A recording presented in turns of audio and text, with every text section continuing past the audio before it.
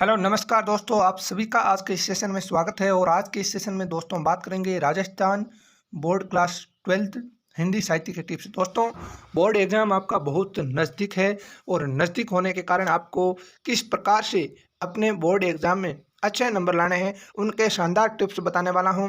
महत्वपूर्ण पाठों के बारे में चर्चा करने वाला हूं, कैसे क्या क्या करना है सारा कुछ बताने वाला हूं।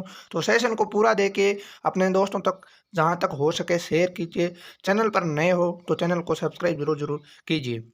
इसी के साथ दोस्तों, अगर आपने हमारे टेलीग्राम चैनल को ज्वाइन नहीं किया है तो ज्वाइन जरूर करें। उसका लिंक डिस्क्रिप्शन में इसकी पीडीएफ है वो उस ग्रुप में डाल दी जाएगी, ठीक है ना। सभी दोस्तों आप इस बात का ध्यान रखिए कि बोर्ड एग्ज़ाम नज़दीक है बहुत। एग्ज़ाम की तैयारी करिए। शादियों का मौसम है, उसमें बिल्कुल कम से कम समय बिताएं, अपनी पढ़ाई में ध्यान दें। और ये आपके अंतिम दिन ऐसे दिन निकलने चाहिए, ये आपकी कठिन भक्ति की तरह आप निकालोगे, तब जाकर के आप एक दिन गांव में शेर की तरह दौड़ने वाले हो, अपने परिवार में शेर की तरह दौड़ने वाले हो चुका आगाज रण का, युग बदलने की तैयारी है, जीत उसी की होगी जिसका संघर्ष अंतिम छोर तक जारी है, जिसका संघर्ष अंतिम छोर तक जारी है। इसी मोटिवेशनल कोट के साथ मैं शुरू करता हूँ सेशन को। ठीक है दोस्तों, हिंदी साहित्य के टिप्स है। पहले आपको क्या करना है, वर्तनी की अशुद्धियाँ नहीं रहे। इंपॉर्टेंट बात है हिंदी के अंदर दोस्तों, वर्तनी की अशुद्धियाँ नहीं रहनी चाहिए। प्रसंग सहित व्याख्या कीजिए। क्या करना है दोस्तों, प्रसंग सहित व्याख्या, यानी आपकी जो दो व्याख्याएं आएगी तो उसमें आपको क्या करना है, पहले जैसे प्रसंग लिखना पड़ता है, प्रसंग लिखने के बाद आपको लिखना पड़ता है व्याख्या, व्याख्या करने के बाद आपको विशेष। तो इन तीनों चीज़ों को अच्छी तरीके से ध्यान में रखते हुए और वर्तनी की अशुद्धि इन सभी में नहीं रहे, इसी के साथ आपको व्याख्या करनी चाहिए। गद्य पद्य में जानिए क्या क्या महत्वपूर्ण है, सारी मैं आगे बात करने वाला हूँ। नेक्स्ट है दोस्तों हमारा कि राजस्थान 12वीं बोर्ड की जो क्लास हिंदी साहित्य के विषय की परीक्षा कब है दोस्तों, 23 अप्रैल 2022 को है। कौन सी तारीख को है, 23 अप्रैल 2022 को है। सुबह 9 बजे से 11:45 बजे तक रहेगी। यह परीक्षा 80 नंबर की होगी। 20 नंबर सेशनल मार्क्स यानी शतरंग से जुड़े जाएंगे। ये आपके स्कूल से जाते हैं तो आपके स्कूल वाले जो हिंदी साहित्य के सर है वो कितने भेजते हैं उन पर सारा कुछ डिपेंड होता है। इस तरह पेपर कुल 100 नंबर का होता है। हिंदी साहित्य में अपठित बहुत से 12 नंबर दोस्तों, पहला ही प्रश्न होगा ये 12 नंबर होगा। सभी क्या हो, बहुविकल्पी प्रश्न होंगे इसमें, ठीक है। तो ये होगा एक, तो बिल्कुल सरल है, आप अच्छी तरीके से इसको कर लोगे। रचना से 16 नंबर, काव्यांग परिचय से 8 नंबर और सिलेबस बुक अंतरा भाग 2 से 32 नंबर के सवाल आएंगे। सिलेबस बुक अंतरा भाग 2 से 12 नंबर के सवाल पूछे जाएंगे, ठीक है।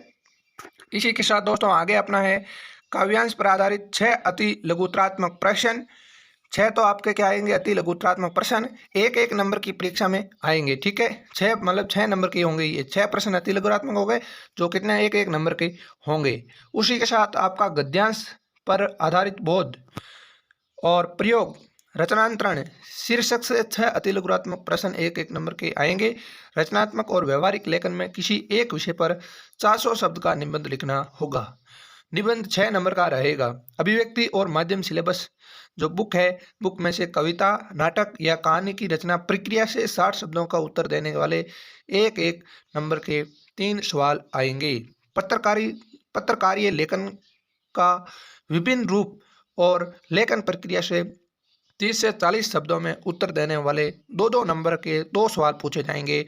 विशेष लेखन स्वरूप और प्रकार से 20 शब्दों में उत्तर देने वाले एक एक नंबर के 3 सवाल पूछे जाएंगे। काव्यांग परिचय में काव्य गुण और काव्य दोष से 2 नंबर पूछे जाएंगे। छंद है उसके 2 नंबर। अलंकार के कितने हैं दोस्तों, 4 नंबर के सवाल परीक्षा में आएंगे। तो ये तो दोस्तों आपका क्या रहा है, किस प्रकार से रहा, इसको दोस्तों आप क्या कीजिए, स्क्रीनशॉट ले लीजिए। ये बहुत अच्छा है, सारे पाठों को, सारे भागों को इसमें डिवाइस किया गया है। किस में से कैसे कैसे प्रश्न आएंगे, कितने प्रश्न आएंगे और कितने नंबर के आएंगे, ये सारा इसमें आप बताया गया है। आप इसको अच्छी तरीके से 2-3 बार पढ़ करके, समझ करके, अलग अलग भागों में डिवाइस करके पढ़ने की कोशिश कीजिए। और मैंने पहले भी यही कहा है कि आप है जो अपनी पढ़ाई है वो ब्लू प्रिंट के आधार पर करें ताकि आपको बोर्ड एग्जाम के अंदर अच्छा फायदा हो सके।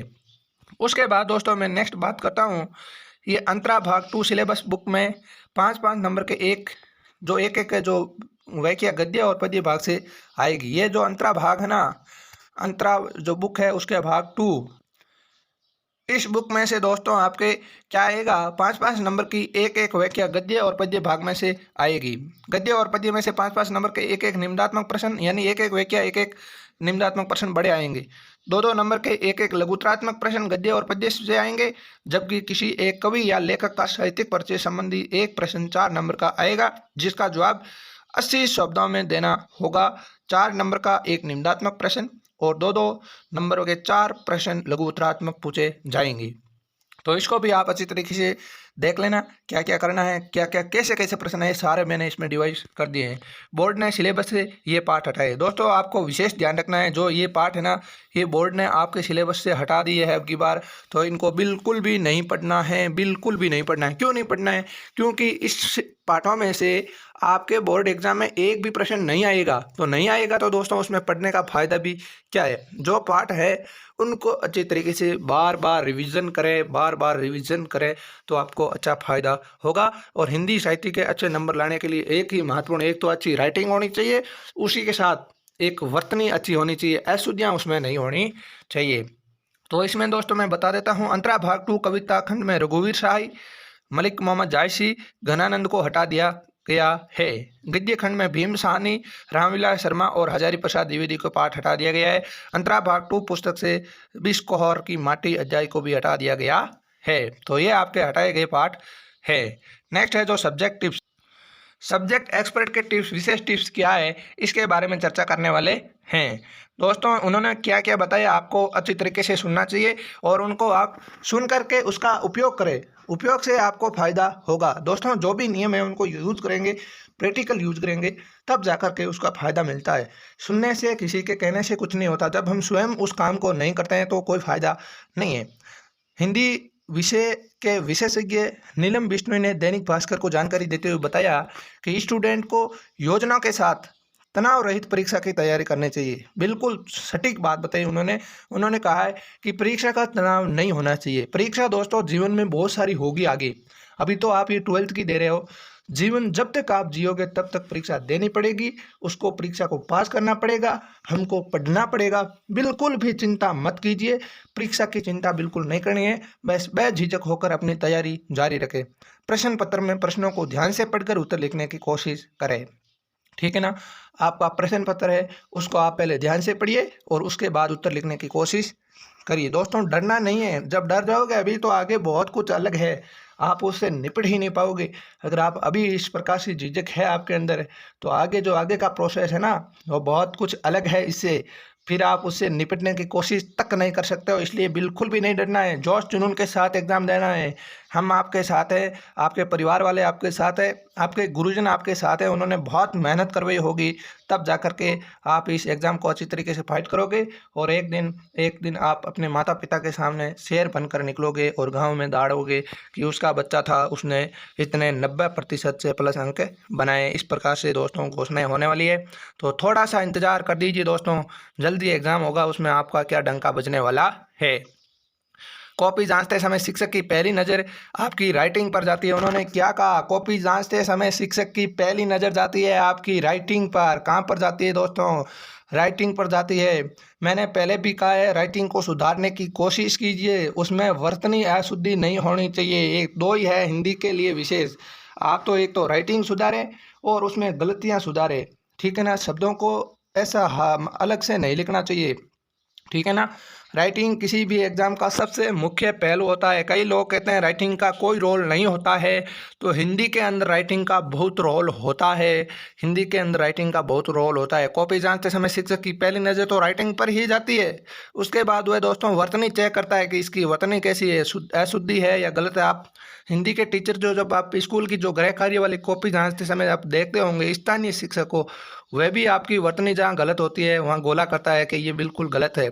तो ये भी पहलू है, राइटिंग किसी भी एग्ज़ाम का सबसे मुख्य पहलू है। अब अगर आपने उत्तर लिखते समय कोई गलती कर दी है और उस पर काट पीटी भी, तो इसे आपके अंक काट सकते हैं। इसलिए वर्तनी में अशुद्धियाँ नहीं होनी चाहिए। दोस्तों इनका कहना है कि आप जब कॉपी, बोर्ड की कॉपी में लिखते हो, जैसे ये एक लाइन लिखी आपने, ये 2 लाइन लिखी और ये आपने बीच में राम शब्द लिखा और फिर लिखा, मान लो ये राम गलत हो गया, रमा हो गया, इसको ऐसे काटना नहीं है, बिल्कुल भी नहीं काटना है इसको। ये बात उन्होंने कही है, तो आपको भी ऐसा नहीं करना है, गलत शब्द तो लिखना ही नहीं है, और लिख भी जाए तो इस प्रकार से घासाटी नहीं करनी चाहिए बिल्कुल भी, उससे अंक काटेगा एग्जामिनर, ठीक है ना। तो ये उन्होंने बात बताई, अशुद्धियाँ बिल्कुल भी नहीं होनी चाहिए। अभी हर रोज़ अगर आपकी राइटिंग अच्छी नहीं है तो 2 पन्ने भरने की कोशिश कीजिए। हर रोज़ 2 पन्ने भरोगे तो लगभग आपके पास 25 दिन है, तो 50 पन्ने तक की आपकी जो है हैंड राइटिंग में बिल्कुल परिवर्तन आएगा। ये 100% मैं लिख करके दे देता हूँ आपको, 100% आपकी राइटिंग में परिवर्तन आएगा। बार बार अच्छी तरीके से लिखने की कोशिश कीजिए, जो गैप है शब्दों के बीच वो कम रखते हुए अच्छी मेहनत कीजिए। उसके बाद दोस्तों आपका है रचना संबंधी प्रश्नों में सरल वाक्य रचना, उदाहरण और सृजनात्मक का विशेष ध्यान रखना चाहिए। गद्य और पद्य भाग से जीवन परिचय का उल्लेख भी प्रसंग सहित वाक्य से करना चाहिए। अब है महत्वपूर्ण पाठ कौन कौन से हैं, इसके बारे में चर्चा करते हैं। पद्य खंड में जयशंकर प्रसाद, सूर्यकांत त्रिपाठी निराला, अजय, विष्णु खरे, केदारनाथ सिंह, तुलसीदास की रचना से संबंधित महत्वपूर्ण प्रश्न पूछे जाएंगे। गद्य खंड से रामचंद्र शुक्ल आएंगे, ब्रिजमोहन व्यास, फणीश्वर रेणु, असरग वजाहत, ममता कालिया, निर्मला वर्मा संबंधी पाठ महत्वपूर्ण है। अंतरा भाग 2 से प्रेमचंद और है प्रभास जोशी से संबंधित महत्वपूर्ण प्रश्न है, जिनसे व्याख्या सहित प्रश्न पूछे जा सकते हैं। तो ये दोस्तों आपके महत्वपूर्ण पाठ है, मैंने सारी जानकारी आपको दी है, अति महत्वपूर्ण जानकारी है। ये जानकारी आपको अच्छी लगी है तो कमेंट बॉक्स में कमेंट करें, चैनल पर नए हैं तो चैनल को सब्सक्राइब जरूर करें, और जहाँ तक हो सके अपने दोस्तों तक शेयर जरूर करें। तो चलिए दोस्तों, आज के लिए इतना ही, मिलते हैं जोश जुनून के साथ अगले सेशन में, तब तक के लिए धन्यवाद। जय हिंद, जय भारत।